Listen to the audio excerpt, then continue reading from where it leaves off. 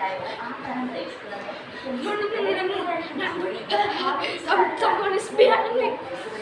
వీరిద్దరూ తెలంగాణ కాదు జీవితంలోనూ ఎంతో సన్నిహితంగా ఉండేవారని ఆ రోజుల్లో చెప్పుకునేవారు. స్నేహానికి మించిన బంధం వాళ్ళ మధ్య ఉండేదని ఆ కారణంగానే వెల్లంగి గారు విజయ గారికి ఓ విలువైన కొన్నిసార్లు వచ్చాయని చెప్పుకుంటారు. ఈ వార్తల్లో ఇంటర్నెట్లో మీరు బయట వెళ్తారని మనం మర్చిపోలేదు. ఇక 1960s నుంచి 70ల మధ్యకాలంలో వచ్చేసరికి గీతానికి కొత్త కాలంలో సృష్టి వచ్చేసారు. గిరిజనులకి పోటీ పెరిగింది. రేలంగి గిరిజా స్థానంలోకి పద్మనాభం గీతాన్ని వచ్చారు. దాంతో